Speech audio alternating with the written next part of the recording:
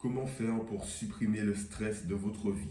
Aujourd'hui, je vais vous parler du stress à court terme, terme moyen et long terme. Comment supprimer ces stress le plus vite que possible. On commence donc sans plus tarder. Ce n'est pas des conseils qu'on voit partout, c'est des conseils que j'ai pris du temps à trouver avec beaucoup de recherches. On commence. Donc, premièrement, définissons le stress. Le stress, c'est comment dire, un phénomène physiologique et physique. Ça se caractérise par des tremblements de la main, cœur qui bat vite, gorge nouée, transpiration, du mal à marcher, des tremblements, etc. Vous connaissez.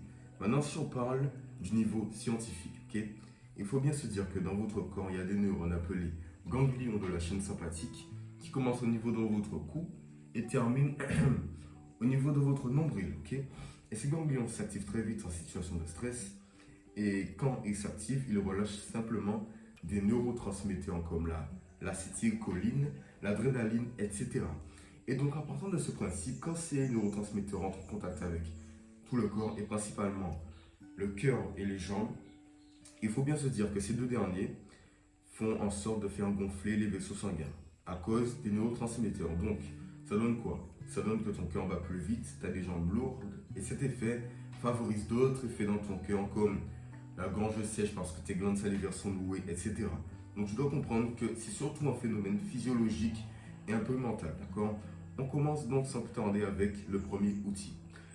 On va parler du stress à court terme. Qu'est-ce que le stress à court terme? C'est le stress que tu as avant de donner un spectacle, avant de sauter dans une rivière, faire une conférence, etc. Ça peut être tout n'importe quoi.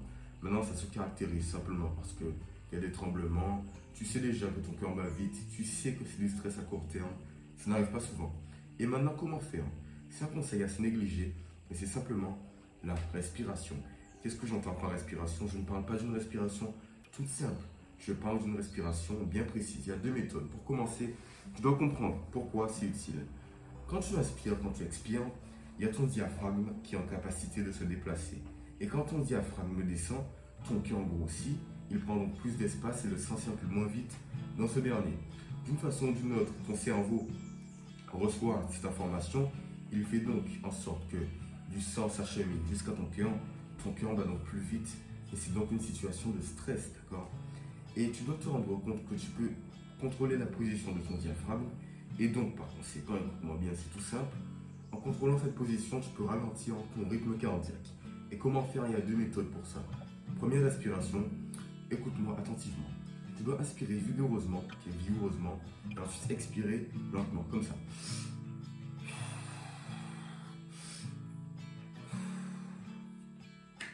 Je ne sais pas si tu as compris, mais en faisant ça, ça permet simplement à ton diaphragme de prendre la place qui lui est due.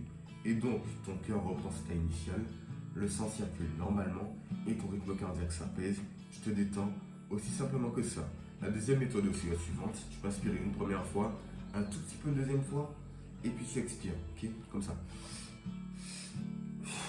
Deuxième fois. C'est exactement le même principe. Tu inspires plus d'air, donc tu peux en expirer plus et donc ton rythme cardiaque diminue tout autant rapidement. Donc en réalité, c'est une méthode assez mise de côté. C'est pas comme la méditation qui consiste au fait de faire ça. Ok, c'est quelque chose de bien précis qui te permet de te sortir de toute situation de stress. Pas besoin d'apprentissage. J'ai appris ça dans le podcast. Maintenant, je sais comment faire. Je vais plutôt l'apprendre. Tu sais comment faire et ça agit très rapidement. Attention, si tu fais ça trop souvent, ça peut te faire endormir, ok? Maintenant, passons au stress à terme moyen. Ça se caractérise par quoi? Ça se caractérise simplement par le sport, quand tu fais du sport régulièrement, la compétition, le service militaire, tout ce qui relève du stress au quotidien. Maintenant, que faire? Parce qu'il y a des compétiteurs, des athlètes qui ont cette méthode, ce qui leur permet d'améliorer leur capacité physique et d'augmenter leur tolérance au stress. Et ça se caractérise en quoi? Je m'explique simplement. Tu dois tout d'abord comprendre que quand tu as 90% de tes capacités physiques, tu fais du sport, de la musculation, ok, etc. Et du coup, tu as beaucoup de mal à aller plus loin, ça brûle, tes muscles te brûlent, ton cœur bat très vite à cause du stress, tu respires très mal, etc. La plupart des personnes qui ne connaissent pas cette méthode vont simplement se contenter d'abandonner. Mais avec cette méthode qui consiste simplement au fait d'analyser son environnement, tu pourras améliorer tes capacités physiques et mentales aussi, et donc augmenter ta tolérance au stress. Et comment faire? Quand tu es presque à bout, quand tu ne peux plus avancer, que tu es réellement très stressé, tu dois dissocier ton esprit de ton corps et de ta souffrance corporelle. Je m'explique simplement. Quand ton corps te brûle, tu dois te dire, ok, mon corps me brûle, mais malgré tout, mon esprit va très bien, je suis détendu à l'intérieur, donc tu dois détendre ton esprit en analysant ton environnement. Regarde autour de toi ce qu'il y a, ce qu'il n'y a pas, et rends-toi compte que finalement, c'est juste dans ta tête que tout se passera bien. Tu dois simplement comprendre que ton corps sent ça, ton cœur sent ça, mais dans ta tête, tu peux y arriver parce que tu ne sens pas cette sensation de mal et de douleur. Ça ne se fait pas autant facilement que la première méthode à court terme. Au bout de quelques entraînements, je te garantis que tu pourras réellement faire des progrès à ce niveau. Donc, prends ton temps pour analyser ton environnement, pas comme ça, ok? Tu tournes tes yeux, ton regard, tu analyses ce qui est autour de toi et de cette façon, tu te calmes, tu te détends. Et au fur et à mesure, ta capacité à gérer ton stress va réellement augmenter. Maintenant, passons au stress à long terme. C'est un stress du moins un peu plus salvateur, un peu plus destructeur. Je m'explique pourquoi.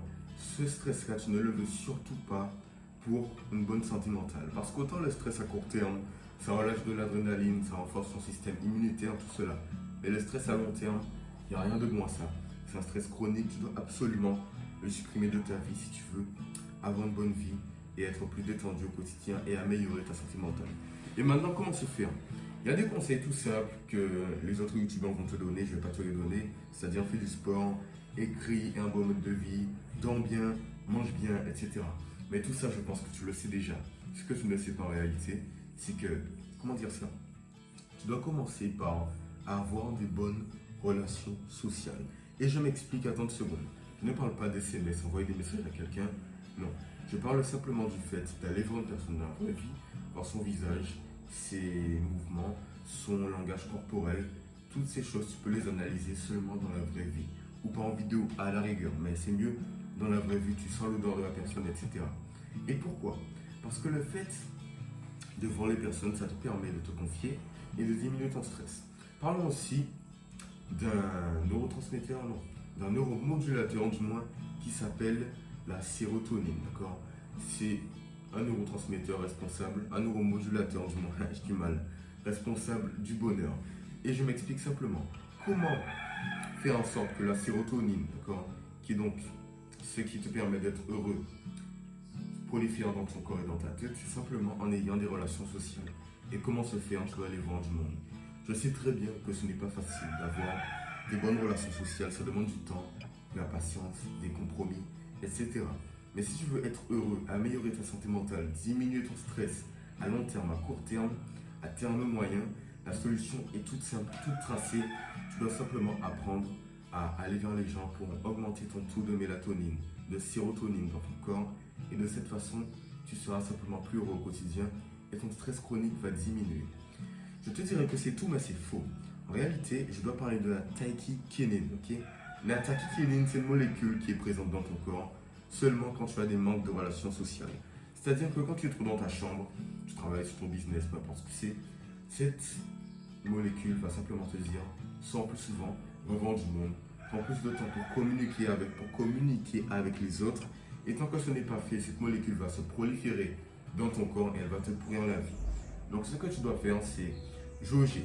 Si tu te dis ces pensées-là et que tu penses que cette molécule est réellement présente dans ton corps, tout en haut, tu dois simplement avoir une relation sociale. Et devine quoi? Quand tu en as, la tachykénine, cette molécule, disparaît complètement de ton corps. Donc ça peut être un modulateur, quelque chose qui peut te dire, ok, tu es assez sociable ou non. Et de cette façon, tu peux adapter en fonction, régler et voir si tu es peu ou trop sociable, d'accord? Donc, avant tout, avant de terminer, j'ai envie de te dire que il y a des compléments alimentaires qui peuvent réellement diminuer ton stress. Et qu'est-ce que j'entends par complément alimentaire? Je vais parler de l'ashwagandha, le magnésium, la CBD, la L-théanine. Je ne vais pas réellement m'étendre sur le sujet parce que j'ai vu ça dans un podcast, je n'ai pas réellement essayé à part le magnésium. Mais ce que j'ai compris, c'est que ça te permet de diminuer ton stress. L'ashwagandha, fais attention parce que en grosse dose, d'après mes recherches, ça peut augmenter les taux de crise cardiaque, tes chances de faire une crise cardiaque, donc fais attention. La CBD, c'est nul, c'est légal en France, j'ai jamais essayé. Mais réellement, si tu n'as jamais rien essayé avant, tu peux essayer, d'accord? Mais avant tout, mets les conseils que je t'ai dit de mettre en place, ok? Et puis, dans tous les cas, demande à ton médecin pour savoir si tu dois prendre ou pas ces compléments alimentaires. Fais attention à ça. J'espère que ça t'a plu. C'était une bonne vidéo. Le stress, c'est quelque chose de très complexe. J'ai fait le maximum pour t'aider. Garde la pêche, garde le smile. Et puis n'oublie pas, mon but à toi, à moi du moins, est de t'aider à améliorer ta santé mentale. Donc abonne-toi, like, commente. Il y a mon Instagram en description. Et puis, flex. Peace.